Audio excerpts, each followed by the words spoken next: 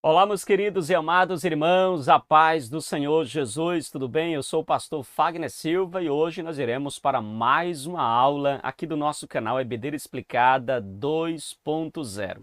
Vamos então para mais uma lição muito rica, com muitos princípios espirituais para a nossa vida. Imagine o que é você crescer dentro da mesma casa, ter o mesmo pai, a mesma mãe, a mesma promessa e ainda assim transformar o lar em um ambiente de batalha, em um campo de batalha. A história de Jacó e Esaú não começa com ódio, começa com favoritismo, começa com comparações, começa quando os pais deixam de tratar os filhos com equilíbrio. Isaac amava mais Esaú, Rebeca preferia Jacó. E aquilo que deveria ser um lar de paz tornou-se então um ambiente de disputa, de mentira e de dor. Mas a lição de hoje não fala apenas sobre dois irmãos do passado. Na verdade, esta lição é uma grande lição sobre as famílias de hoje. Lares onde filhos competem por atenção, casas onde as palavras ferem mais do que espada, famílias onde a preferência gera traumas silenciosos nos corações dos filhos. Ao mesmo tempo, esta lição também revela algo poderoso. Mesmo em meio aos erros, às falhas humanas, Deus ele continua sendo soberano, meus irmãos. Antes mesmo de nascerem, Deus já havia revelado o propósito: o maior servirá ao menor. Isso nos ensina que os planos de Deus não dependem da perfeição humana. Os homens falham, os pais erram, os filhos pecam, mas o nosso Deus continua o mesmo, conduzindo a história segundo a sua soberana vontade. Jacó foi escolhido por Deus, mas em vez de esperar o tempo divino, tentou conquistar a promessa através do engano. E toda mentira sempre cobra um preço. Nesta aula, vamos aprender sobre o perigo do favoritismo familiar. Vamos aprender sobre o valor espiritual da primogenitura e também as consequências de tentar ajudar Deus com métodos carnais. Prepare então o seu coração, porque esta lição não é apenas sobre Jacó e Esaú, é sobre como conflitos familiares podem destruir destinos ou como um encontro verdadeiro com Deus pode transformar completamente uma vida. Vamos juntos para mais uma aula em nome de Jesus.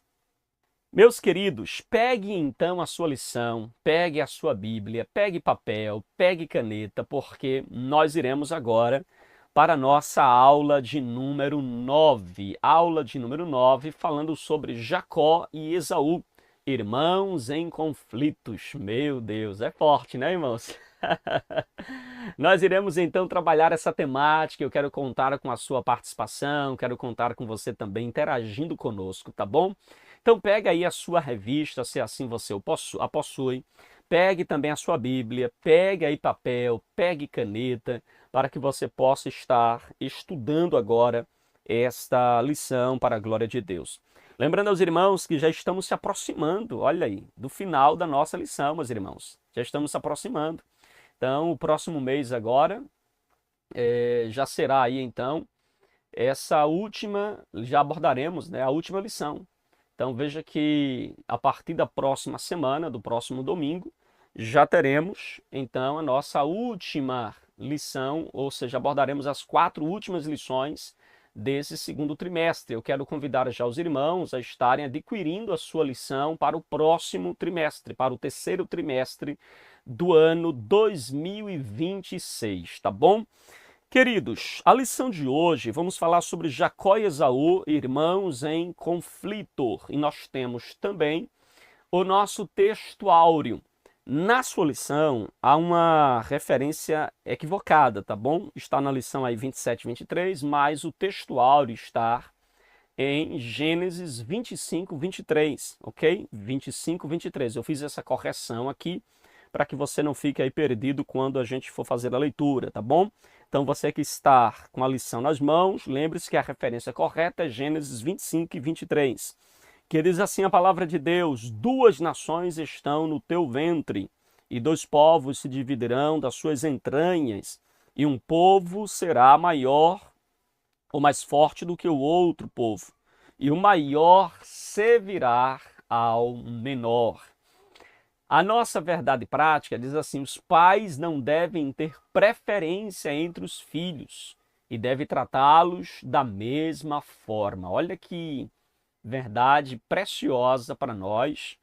E aqui nós temos então o nosso texto áureo, onde a própria Rebeca ora a Deus, pedindo ao Senhor que lhe diga algo a respeito daquele incômodo que ela estava sentindo ali no seu ventre. Então, a resposta foi essa, de que duas nações estão no teu ventre, e dois povos se dividirão das suas entranhas, e um povo será mais forte do que o outro, e o maior servirá ao menor. Aqui, numa época que não tinha ultrassom, que não tinha os exames médicos para descobrir o sexo do bebê ou quantos bebês havia no ventre, aqui Rebeca tem de uma forma privilegiada, ela tem essa informação de que haverá dois povos ali, ou haverá dois filhos provenientes do seu ventre, portanto, filhos gêmeos, né, irmãos? E aí nós temos ainda a nossa leitura bíblica, que eu sempre faço questão de ler com os irmãos, que é Gênesis capítulo 27, verso 1 ao verso 5, e depois Gênesis capítulo de número 27, verso 41 ao verso 44. Vamos fazer então a nossa leitura, tá bom? Que diz assim a palavra de Deus. E aconteceu que, como Isaque envelheceu e os seus olhos se escureceram, de maneira que não podia ver, chamou a Esaú, seu filho mais velho, e disse-lhe: meu filho. E ele disse: eis-me aqui. E ele disse: eis que já agora estou velho e não sei o dia da minha morte. Agora, pois, toma tuas armas, a tua aljava, o teu arco, e sai ao campo, e apanha para mim alguma caça, e faze-me um guisado saboroso, como eu gosto, e traze-me, para que eu coma, e para que a minha alma te abençoe antes que morra. Verso 5. E Rebeca escutou quando Isaque falava ao seu filho Esaú, e foi-se Esaú ao campo para apanhar a caça que havia de trazer. Agora veja comigo o verso de número 41. Verso 41 diz assim: e aborreceu Esaú a Jacó por causa daquela bênção com que seu pai o tinha abençoado. E Esaú disse a seu irmão, no seu coração: chegassem os dias de luto de meu pai, então matarei a Jacó, meu irmão. E foram denunciadas a Rebeca essas palavras de Esaú, seu filho mais velho. E ela enviou e chamou a Jacó, seu filho menor, e disse-lhe: eis que Esaú, teu irmão, se consola a teu respeito, prometendo-se matar-te. Ou melhor, propondo-se matar-te. Agora, pois, meu filho, ouve a minha voz, levante-se e acolha-te a Labão, meu irmão em Harã, e mora com ele alguns dias, até que passe o furor de teu irmão. Meu Deus, olha que lição preciosa nós temos a partir desse texto, que a gente vai comentar com os irmãos também no corpo da nossa aula de hoje, tá bom, meus irmãos? A nossa verdade, ou melhor, nossos objetivos da nossa lição, nós temos três objetivos. O primeiro objetivo é enfatizar que o nascimento de Esaú e Jacó foi resposta das orações de Isaque. E, em segundo lugar, mostrar que Esaú fez pouco de sua primogenitura e a vendeu. E, em terceiro lugar, expor que Rebeca induziu Jacó ao pecado. Então, nós temos esses três objetivos da nossa aula de hoje, para que possamos, assim, aplicar e extrair algumas lições preciosas para o nosso coração. Então, na lição de hoje, nós iremos entrar um pouco aqui dentro da família de Isaque, iremos ver como esta família estava dividida, as preferências de Jacó e as preferências por Jacó e as preferências por Esaú. Então Isaac e Rebeca tiveram uma falha muito grande no que diz respeito à criação dos seus dois filhos, porque a Bíblia diz que eles demonstravam amor, tinha preferências de amor dentro de casa. Rebeca preferia então a Jacó, e a Bíblia diz que Isaac ele tinha preferência por Esaú. E aí você percebe que tal predileção dentro de casa trouxe então prejuízos para a família de Jacó, trouxe famílias para, trouxe prejuízos para a família de Isaac e para Rebeca e também, consequentemente, para os seus filhos, meus irmãos.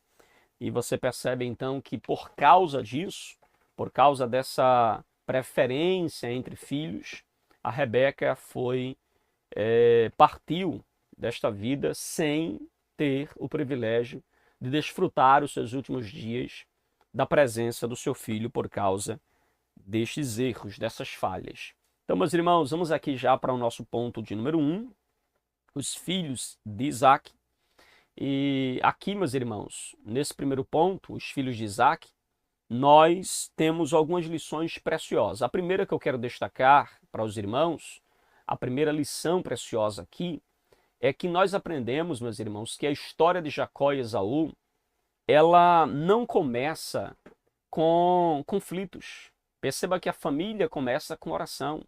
Antes de haver disputa entre irmãos, houve súplica, a súplica de um pai. Antes de haver rivalidade no ventre, houve clamor diante de Deus. Antes de Jacó segurar o calcanhar de Esaú, Isaac segurou pela fé a promessa do Senhor. O primeiro ponto está organizado em 3 subpontos. O primeiro subponto, Isaac ora por um filho. Então perceba que aqui começa, de fato, a família de Isaac. Quando ele ora por um filho, ele pede que Deus então abra o ventre da sua esposa. Gênesis capítulo 25, verso 21, diz que Isaac orou ao Senhor por sua mulher, para que ela, que era estéril, pudesse gerar. E veja que isso é muito importante. Rebeca enfrentava a mesma dor que Sara havia enfrentado. A promessa de Deus dizia que a descendência de Abraão continuaria por meio de Isaac. Mas veja que, humanamente falando, havia um grande obstáculo. Rebeca não podia gerar filhos. E aqui então existe uma tensão espiritual muito grande. De um lado havia a promessa de Deus. Do outro lado havia a impossibilidade humana. Mas veja que Isaac não abandona a promessa. O que é que Isaac faz? Isaac ora. O texto mostra que Isaac não era apenas o herdeiro biológico de Abraão. Ele também era o herdeiro da fé, meus irmãos. Ele sabia que a promessa não se cumpria apenas pelo esforço humano, mas claramente pela a intervenção, a mão de Deus agindo.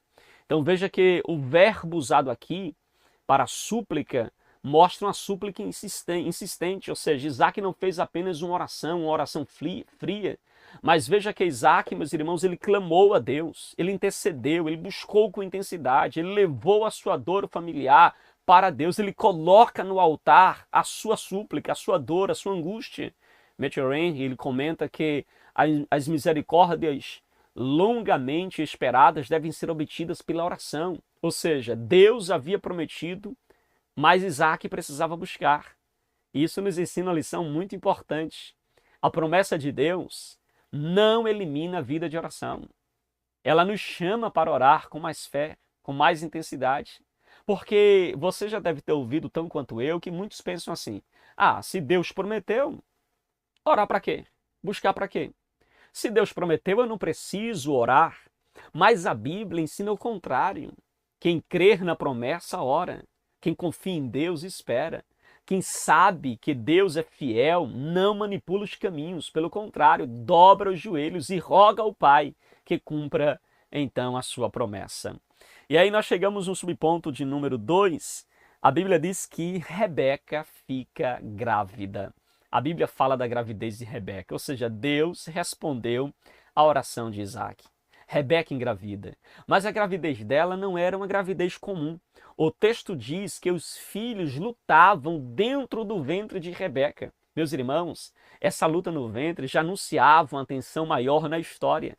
Aqueles dois irmãos, eles não representavam apenas dois irmãos. Aqueles dois meninos não representavam apenas dois irmãos, mas eles representavam dos povos, duas nações, duas trajetórias históricas. Rebeca percebe algo estranho e então vai consultar ao Senhor. Veja que bonito, Isaac ora, mas Rebeca consulta a Deus. A família da promessa precisa aprender a depender de Deus. Então, a Bíblia diz que Deus respondeu para Rebeca, meus irmãos, e Deus disse para ela que duas nações há no teu ventre, e dois povos se dividirão das tuas entranhas. Um povo será mais forte do que o outro povo, e o maior servirá ao menor. Aqui aparece uma das declarações mais fortes sobre a soberania de Deus. Na cultura antiga, meus irmãos, o primogênito ele tinha prioridade. O filho mais velho recebia honra, a herança familiar, e recebia também uma porção dobrada da herança. Mas Deus declara aqui algo surpreendente. Ele diz que o maior servirá ao menor. Isso não era costume, não era tradição, não era esperado, mas Deus não está preso aos costumes humanos. Deus não está preso à cultura. Amém, meus irmãos? O apóstolo Paulo, inclusive, usa esse episódio lá em Romanos capítulo 9 para mostrar que a eleição de Deus, meus irmãos, não depende do mérito humano, não depende das bondades humanas, não depende das obras humanas. Antes de os dois meninos nascerem, perceba que antes deles praticarem bem ou mal, Deus, em sua soberania, já havia revelado o seu propósito. João Calvino, inclusive, ele observa que essa escolha mostra que a graça de Deus não nasce da dignidade humana, mas nasce da vontade soberana do Senhor. Deus faz como lhe apraz. Isso precisa ser dito, claro, com muito equilíbrio, porque não significa dizer que esses filhos não tenham responsabilidade alguma, ou que os escolhidos não tenham qualquer responsabilidade, porque, veja, Deus escolheu Jacó, mas isso não justificou, obviamente, os pecados de Jacó.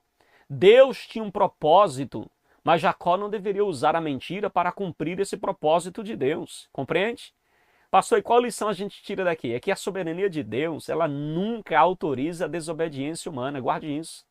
A soberania divina nunca autoriza a desobediência. Deus cumpre sua promessa, mas nós não podemos tentar ajudar Deus com métodos carnais. Deus promete, Deus cumpre o que prometeu, mas nós não precisamos dar uma focinha a Deus entrando por atalhos, compreende? Amém, meus irmãos? E o nosso terceiro subponto fala sobre o nascimento dos gêmeos. Quando Isaac tinha 60 anos, diz a Bíblia, Rebeca deu à luz a 2 filhos. O primeiro nasceu ruivo e peludo, por isso recebeu o nome de Esaú, ligado à sua aparência física. Já o segundo nasceu segurando o seu calcanhar, por isso recebeu então o nome de Jacó, que significa aquele que segura o calcanhar, podendo aí carregar também a ideia de suplantador, alguém que tenta passar na frente. Então veja que desde o nascimento a cena já é simbólica. Esaú nasce primeiro, Jacó nasce agarrado ao calcanhar de Esaú. Parece que o conflito já começa no parto, já começa no ventre. Um sai na frente, o outro tenta alcançar. Mas precisamos observar algo muito importante aqui. O nome Jacó, ou o nome de Jacó, não vai definir o fim da sua história, meus irmãos. Não vai. Ele começou como Jacó, mas a Bíblia mostra que ele terminou como Israel, ou seja, Deus transformou em Israel, e isso é graça de Deus. Deus não chamou Jacó porque ele era perfeito, Deus não chamou porque ele era bonzinho, Deus o chamou apesar das suas falhas. Jacó teve um caráter marcado por esperteza, manipulação e medo, mas Deus trabalhou nele até quebrar a sua autossuficiência. E eu gosto muito de uma expressão usada na Bíblia de estudo, aplicação pessoal, porque na Bíblia ela vai destacar que Abraão, Isaque e Jacó não foram grandes por causa da sua perfeição moral, mas por causa do caráter fiel de Deus, meus irmãos. E é muito importante a gente frisar isso da Bíblia aplicação pessoal, porque ela nos mostra que Abraão, Isaque e Jacó eles viveram a promessa de Deus não porque eles foram bonzinhos, mas porque o caráter de Deus é fiel, porque Deus é fiel em seu caráter, porque Deus é fiel naquilo que ele fala. E isso nos consola, porque Deus também trabalha em pessoas imperfeitas, assim como eu e você. Deus também molda famílias complicadas, assim como às vezes complicada é a minha e a sua família. Deus também transforma histórias marcadas por conflitos. Quantas pessoas não estão me ouvindo agora e a sua família marcadas por conflitos, mas Deus, em sua graça, trabalha e transforma a nossa família, meus irmãos. Amém? E quais são, então, as lições que a gente pode aplicar a partir deste ponto de número 1? Primeira lição que a gente pode aplicar, meus irmãos. Ore pelas impossibilidades da sua casa. Ore. Há uma impossibilidade aí na sua casa? Ore por ela. Coloca isso na mão do Senhor. Não aceite de cara aquilo que está dando errado na sua casa. Peça a Deus. Deus é poderoso para mudar, para transformar. Veja que Isaac não aceitou a esterilidade como a palavra final dentro da sua casa. Pelo contrário, ele levou a sua dor para Deus. Faça o mesmo. Ore pelos seus filhos. Ore pelo seu casamento. Ore pela sua família. A oração coloca a nossa impossibilidade nas mãos de um Deus que faz o impossível possível. Compreende? Então leve esta causa ao Senhor. Amém? A segunda lição que a gente aprende aqui, meus irmãos, não confunda promessa com passividade. Tem muita gente que confunde. Eu tenho uma promessa, aí vive uma vida passiva. Eu tenho uma promessa, então vive de braços cruzados. Isaac tinha promessa, mas veja que ele orou. Quem crer não fica parado. Quem crer busca a Deus. A promessa não elimina a nossa responsabilidade espiritual. Amém, meus irmãos? Terceira lição que a gente aprende aqui. Confie na soberania de Deus. Deus escolheu Jacó antes do nascimento. Isso mostra que Deus vê antes, sabe antes e governa antes. Mesmo quando a história parece confusa, Deus continua no controle. Amém, meus irmãos? Uma quarta lição que a gente aprende aqui é que não tentem cumprir o plano de Deus com métodos errados. Às vezes a gente, na ânsia de querer ver a promessa de Deus se cumprir, a gente quer tomar atalhos. Jacó foi escolhido por Deus, mas depois tentou alcançar a bênção pelo engano, pela manipulação. Então aprenda, querido, que a promessa de Deus deve ser recebida no tempo de Deus, do jeito de Deus, à maneira de Deus. Amém? Você não precisa dar jeitinho para conquistar aquilo que Deus já prometeu. Você não precisa pegar atalhos para receber aquilo que Deus já falou que vai cumprir. Espere o tempo, seja paciente. Amém, meus irmãos? Amém, meus queridos? Meus irmãos, este primeiro ponto, então, nos ensina que a família de Isaac nasceu debaixo da promessa, mas também enfrentou tensões reais. Havia oração na família de Isaac, havia milagre na família de Isaac, havia promessa na família de Isaac, mas também havia conflito. E a grande verdade que a gente aprende é esta: Deus continua fiel mesmo quando a nossa família ela é frágil, ela é fraca. A história de Jacó e Esaú começa no ventre, mas a história da promessa começa no coração soberano de Deus. Amém, queridos? Alguma dúvida? Alguma pergunta até aqui? Tá tranquilo? Olha o que diz então a sinopse do nosso ponto de número 1. A sinopse diz assim: Deus ouve e responde às orações de Isaac e lhe concede 2 filhos. Deus ouve e responde às orações de Isaac e lhe concede 2 filhos. Amém, queridos? Tranquilos? Podemos avançar? Vamos agora então para o nosso segundo ponto da nossa aula de hoje. Esaú vende a sua primogenitura. Meus irmãos, neste segundo ponto, onde Esaú vende a sua primogenitura, esse ponto é muito importante porque nós temos aqui uma verdade muito preciosa para a nossa vida, ou verdades preciosas para a nossa vida, porque aqui a Bíblia nos leva para dentro de uma família marcada por preferências, fraquezas e escolhas precipitadas. E perceba que o que está acontecendo na família de Isaac aqui são coisas que também acontecem na nossa família. E esse ponto, então, nos ensina uma verdade muito séria. Quem despreza os valores espirituais por prazeres momentâneos pode perder bênçãos que não voltam mais. Este ponto ele está também organizado em 3 pontos, ou 3 subpontos. O primeiro é a preferência entre os filhos. Então veja, a lição começa mostrando uma ferida dentro da casa de Isaac. Gênesis capítulo 25, versículo 28, diz que Isaac amava Esaú, porque a caça era do seu agrado, era do seu gosto. Mas Rebeca amava Jacó, porque Jacó era mais caseiro. Então observe bem, meus irmãos, o texto não diz apenas que Isaac tinha afinidade com Esaú, que seria normal. Diz que ele amava Esaú por causa da caça. Então Esaú era um homem do campo, era caçador, era forte, era ativo. E isto agradava o gosto do pai. Já Jacó, por outro lado, era um homem mais simples, mais caseiro, habitando em tendas.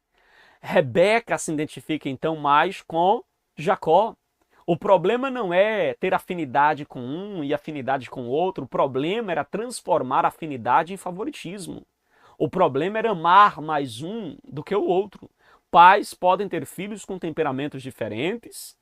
Um é mais comunicativo, o outro é mais reservado, um gosta de estar fora, o outro gosta de estar mais em casa. Um se parece mais com o pai, o outro se parece mais com a mãe. Isso é natural que aconteça. Os filhos não são 100% iguais, mas nenhum filho deve se sentir menos amado, meus irmãos. Nenhum filho deve se sentir menos abraçado, menos acolhido. A preferência dos pais abre portas perigosas, gera ciúmes, gera competição, gera insegurança dentro de casa, gera feridas emocionais dentro do lar. Compreende? No mundo patriarcal antigo, a família era o centro da identidade social, era o centro da identidade econômica e espiritual. Por isso, os conflitos familiares não eram apenas problemas domésticos, eles ameaçavam literalmente a continuidade da linhagem da família e também, no caso aqui, a promessa também poderia estar comprometida. Mas veja que isso nos ensina algo muito, muito atual. Quando o amor dentro de casa é mal distribuído, a casa vira um ambiente de disputa, de contendas, de briga. Isaac e Rebeca erraram. Eles permitiram que suas preferências pessoais enfraquecessem a unidade da família, meus irmãos. É isso que a gente aprende aqui diretamente no ponto de número 2, no subponto 1. Já no subponto 2 da nossa lição, o valor da primogenitura, agora a lição mostra o valor então que tem a primogenitura nos tempos bíblicos. O primogênito ocupava uma posição muito importante, ele recebia honra especial, ele tinha uma herança familiar, ele representava a continuidade do nome da família. Inclusive, o primogênito recebia porção dobrada da herança, como aparece mais adiante em Deuteronômio, capítulo de número 21, versículo 17.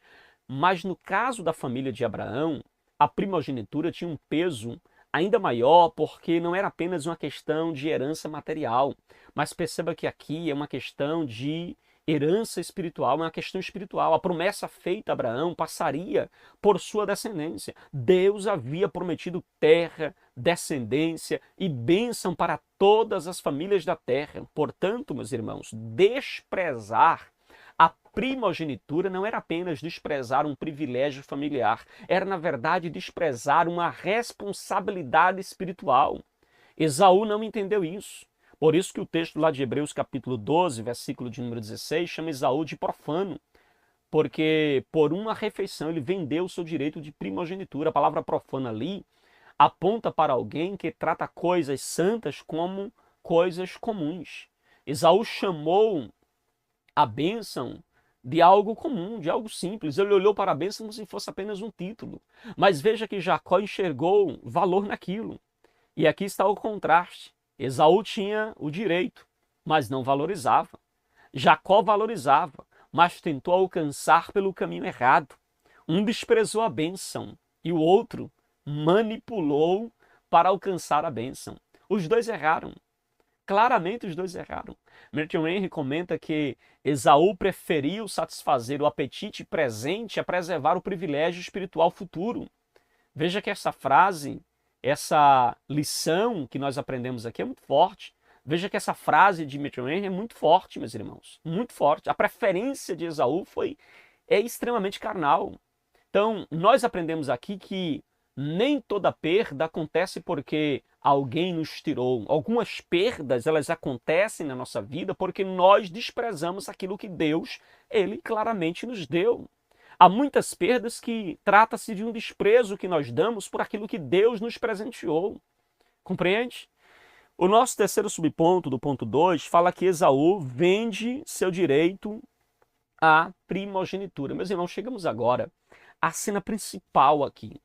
Esaú chega do campo, cansado, faminto. Jacó havia preparado, meus irmãos, um cozido. Esaú então pede comida. Então Jacó aproveita e faz uma proposta. Ele diz assim: vende-me hoje a tua primogenitura? Esaú responde: ah, meu irmão, eu aqui estou a ponto de morrer. Para que me servirá a primogenitura? Essa frase revela, meus irmãos, o coração de Esaú. Ele exagera a sua necessidade, percebe? Ele vai absolutizar a sua fome. Ele vai então transformar aqui a sua fome em algo absoluto, em algo que, como ele morre, veja que ele transforma então um desejo momentâneo em prioridade máxima. Ele diz: eu estou a ponto de morrer, de que me servirá essa primogenitura? É claro que ele estava cansado. É claro que ele estava com fome, mas ele não estava morrendo, meus irmãos. Isso é um exagero dele, entende? A fome falou mais alto do que a fé. É isso que ele está dizendo. O apetite venceu a aliança. O prato ficou maior do que a promessa aos olhos de Esaú.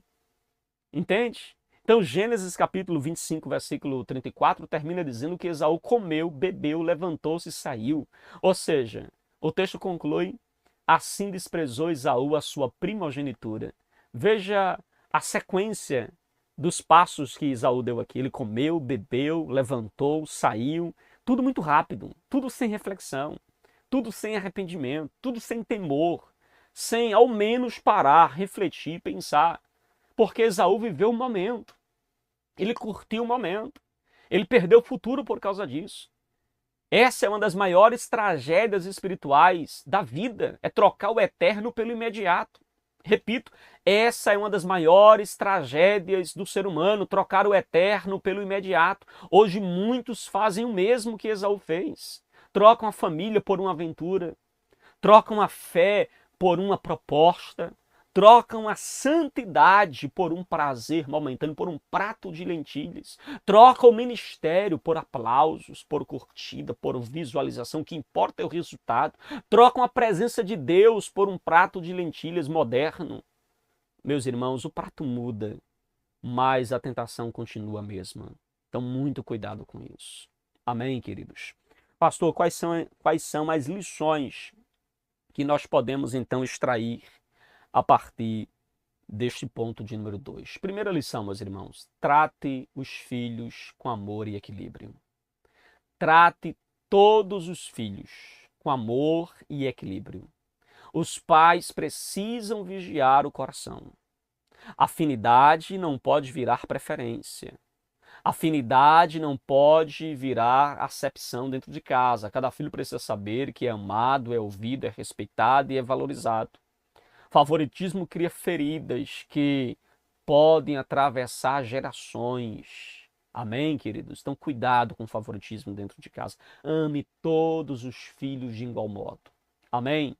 Uma segunda lição que a gente aprende aqui é: não despreze o que Deus colocou em suas mãos. Esaú tinha um privilégio, mas não valorizou. Valorize a sua salvação. Valorize a sua família. Valorize sua igreja. Valorize a sua chamada. O que hoje parece simples pode carregar uma bênção profunda de Deus para a sua vida. Então valorize tudo aquilo que Deus colocou em suas mãos, ok? A terceira lição que a gente aprende aqui é: não tome decisões importantes em momentos de fome emocional. Esaú decidiu com fome. Muita gente decide cansado, decide na raiva, decide na carência, decide na pressão e depois colhe a dor, depois colhe o arrependimento. Então, antes de você tomar uma decisão, ore. Antes de tomar uma decisão, espere, pense, traga isso à reflexão, consulte a palavra de Deus, ok? E a quarta lição que a gente aprende aqui é: não troque o futuro por um prazer imediato. O prato de lentilhas satisfaz por minutos, mas a primogenitura aponta para gerações. Cuidado com escolhas pequenas que produzem grandes perdas, ok? Cuidado com escolhas pequenas que produzem grandes perdas. Meus irmãos, esse segundo ponto nos confronta, porque todos nós temos diante da gente algum prato de lentilhas. Todos nós temos diante da gente um prato que nos tenta, que nos quer tomar atalhos, que nos quer fazer então curtir o momento. Pode ser uma vontade, pode ser uma proposta, pode ser uma paixão, pode ser uma vantagem, pode ser uma pressa. A pergunta é: vale a pena você vender o que Deus lhe deu por aquilo que lhe satisfaz por um momento, por um instante? Vale a pena isso?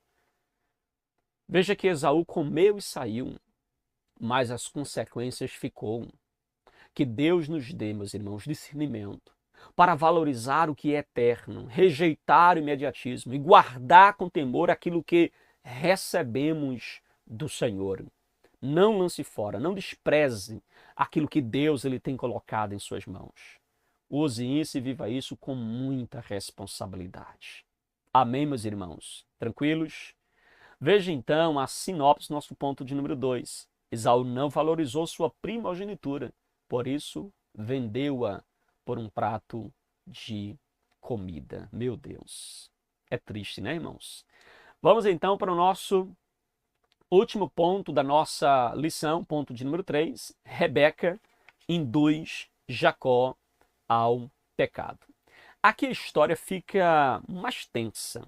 A família da promessa entra em crise. O lar de Isaac se transforma em palco de mentira, de engano. A bênção de Deus é tratada como se precisasse de fraude para se cumprir. E este ponto nos ensina uma verdade muito séria. Quando a família tenta cumprir a vontade de Deus, usando caminhos errados, todos sofrem as consequências, meus irmãos. E este ponto também está organizado em 3 pontos. Primeiro ponto: Isaac manda Esaú preparar um guisado. Gênesis 27 nos mostra Isaac já idoso, com os olhos enfraquecidos. Ele chama então seu filho Esaú, seu filho mais velho, e pede que prepare um guisado saboroso, aquele que ele gostava. E depois ele promete então abençoar o seu filho com a bênção paterna. No contexto antigo, a bênção do pai tinha peso espiritual, peso familiar, peso social. Não era apenas uma palavra bonita, Deus te abençoe. Era uma declaração solene sobre o destino, sobre a herança, sobre a liderança e sobre a continuidade da promessa na vida do filho. O problema é que Isaac parecia ignorar aquilo que Deus já havia dito a Rebeca. Veja que Deus tinha dito: o maior servirá ao menor. Deus já havia revelado que Jacó teria prioridade no plano divino. Mesmo assim, Isaac tenta abençoar Esaú em detrimento de Jacó. E aqui vemos um pai guiado pela preferência, ou guiado por preferência. Esaú era o filho mais amado de Isaac. A caça agradava ao paladar do pai. E muitas vezes, quando o coração se inclina demais para a preferência, a vontade de Deus fica em segundo plano. Matthew Henry observa que Isaac estava governado demais pelo apetite, pelo paladar. Meus irmãos, isso é perigoso. É perigoso. O gosto pessoal de Isaac influenciou sua decisão espiritual. Isso é muito perigoso. Quando o gosto pessoal fala mais alto do que a vontade de Deus, a família perde a direção. Isaac errou ao favorecer Esaú. Rebeca errou ao manipular Jacó. Jacó errou em aceitar o engano por parte de sua mãe. Esaú errou ao desprezar antes a primogenitura. O que é que a gente percebe aqui? Nessa história, ninguém aparece como inocente, entende? Aqui Rebeca é inocente, Jacó é inocente, Esaú não. Todos falharam. Todos revelam falhas. Não há nenhum membro da família que não tenha ali um defeito, um erro. Todos falharam, entende? É o que a gente percebe aqui na família de Jacó, na família de Isaac, na família de Rebeca, na família de Esaú. Ou seja, cada membro da família falhou. E aí nós temos o nosso segundo subponto do ponto 3, o plano de Rebeca. Meus irmãos, Rebeca ouviu a conversa entre Isaac e Esaú. Então ela chama Jacó e prepara um plano. Ela manda Jacó buscar 2 cabritos. Ela mesma faria o guisado. Depois, Jacó deveria então levar o prato ao pai, fingindo ser Esaú. Aqui está o grande drama. Rebeca sabia da promessa de Deus, mas não esperou o agir de Deus. Ela tentou proteger a promessa com mentira, tentou defender a vontade divina com fraude, tentou resolver espiritualmente um problema com armas carnais, com armas humanas. Então veja, meus irmãos, que Jacó ainda demonstra medo. Ele diz: meu irmão, ele é peludo e eu sou um homem liso. Ele não teme, veja, primeiramente o pecado, mas ele teme ser descoberto. E isso também revela algo muito sério, porque muitas vezes o ser humano não teme, na verdade, ofender a Deus, mas na verdade ele teme ser descoberto, entende? Então isso é um problema. Todo ser humano, na sua grande maioria, também teme a ser exposto e não teme a Deus ou ofender a Deus com o seu pecado, compreende? Então Rebeca responde: que caia sobre mim essa maldição, meu filho. Ou seja, ela assume a responsabilidade. Mas isso não elimina, obviamente, a culpa no coração de Jacó. Porque um mau conselho, ele não tira a responsabilidade de quem obedece ao conselho errado. João Calvino ele comenta que por meios ilícitos, ou seja, buscar por meios ilícitos, o que deveria esperar pela providência de Deus, na verdade é entrar num abismo, meus irmãos. É pecar. Rebeca peca porque buscou por meios ilícitos aquilo que deveria ser alcançado por meio da espera, por meio da confiança em Deus, entende? Então veja que essa lição nos traz essa verdade muito profunda. Deus ele não precisa da nossa mentira para cumprir as suas promessas. Repito, Deus não precisa das nossas mentiras para cumprir as suas promessas. A promessa era verdadeira, mas o método era errado. O fim não justifica os meios, meus irmãos. A bênção de Deus não precisa de máscaras. A vontade de Deus não precisa de disfarce, entende? E aí nós temos o nosso terceiro subponto do ponto 3, que é as consequências dos atos de Jacó, meus irmãos. Veja que Jacó engana o pai. Usa roupas de Esaú. Cobre as mãos e o pescoço com peles de cabrito. Leva o guisado. Mente repetidas vezes. Ele diz: eu sou Esaú, teu primogênito. Isaac desconfia.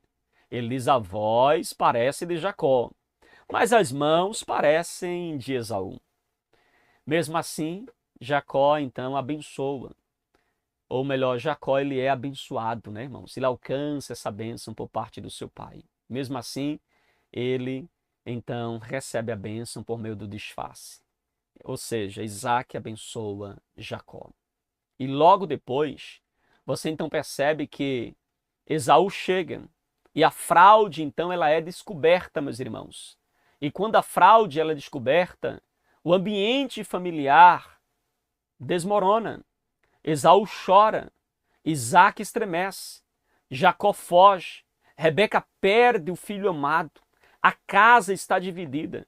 Gênesis capítulo 27, versículo de número 41, diz que Esaú passou a odiar Jacó e planejou matá-lo depois da morte do seu pai. Veja o poder destrutivo da mentira. Uma mentira contada dentro de casa pode produzir anos de distância. Uma manipulação familiar pode gerar décadas de dor. Uma bênção buscada pelo caminho errado pode transformar em fuga, medo e solidão. Entende?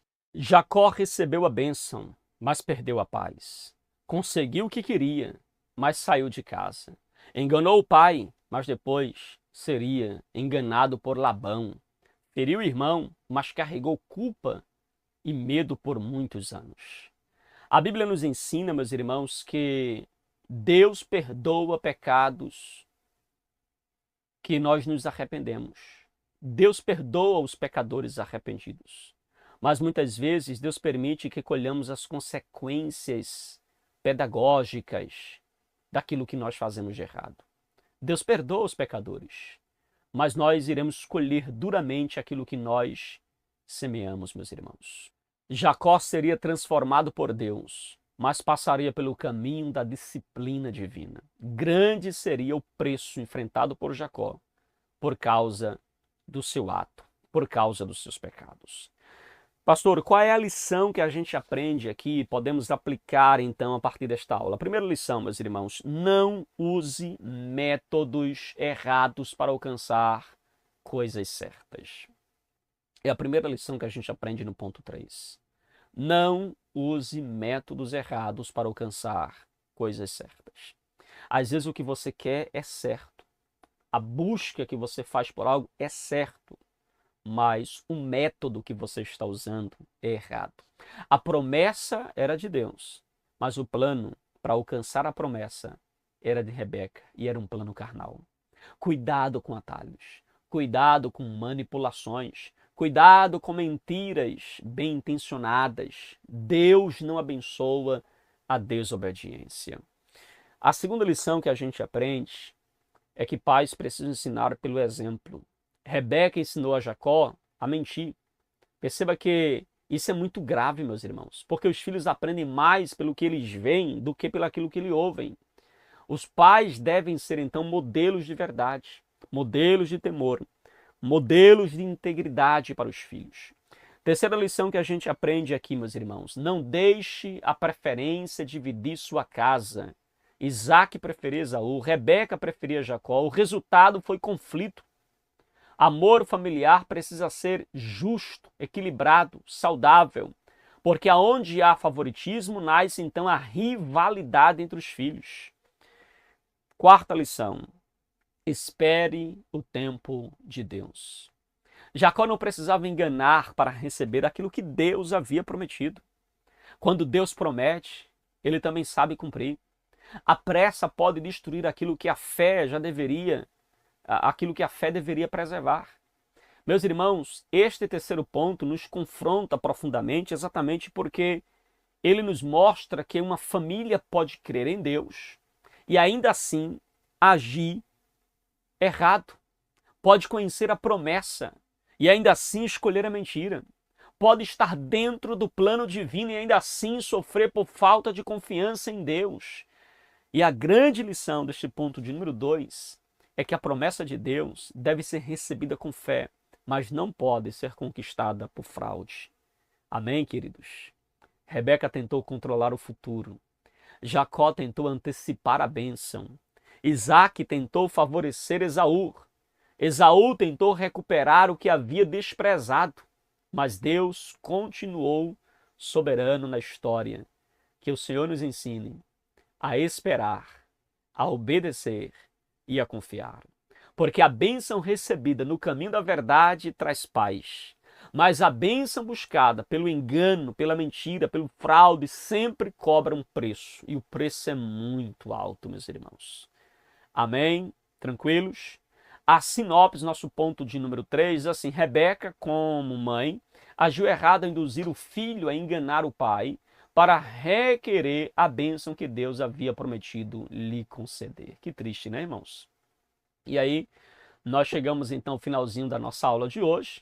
A história de Jacó e Esaú nos mostra que famílias também enfrentam conflitos, falhas e dores. Isaac falhou na preferência, Rebeca falhou na manipulação, Esaú falhou ao desprezar a primogenitura, Jacó falhou no engano, mas acima dos erros humanos, Deus permaneceu soberano, Deus permaneceu fiel. Esta lição então ensina para mim e para você que favoritismo destrói relacionamentos. Decisões precipitadas trazem consequências e atalhos espirituais nunca substituem a confiança em Deus. Ao mesmo tempo, aprendemos algo poderoso. Deus transforma pessoas imperfeitas. Jacó começou como enganador, mas terminou como Israel. E isso nos enche então de esperança, porque quando alguém tem um verdadeiro encontro com Deus, o caráter muda, a história muda, a família também pode ser restaurada quando tem um encontro com Deus. Que Deus em Cristo nos ajude. E deixe essa frase então para sua meditação. Quando a família perde o equilíbrio do amor, o conflito entra pela porta. Mas quando Deus entra na história, até o enganador pode ser transformado. Amém? Que Deus abençoe grandemente a sua vida, a sua casa, a sua família. Chegamos então ao finalzinho de mais uma aula para a glória de Deus, tá bom? Meus queridos e amados irmãos, chegamos então ao finalzinho de mais uma aula aqui do nosso canal EBD Explicada 2.0. Que Deus abençoe grandemente a sua vida. Muito obrigado por ter nos acompanhado até aqui. Que Deus abençoe a sua casa. Uma excelente aula para você neste próximo domingo, permitindo Deus. E se você chegou até aqui, escreve aqui embaixo: cheguei até o final. Amém? Um abraço. Que Deus te abençoe. Em nome de Jesus.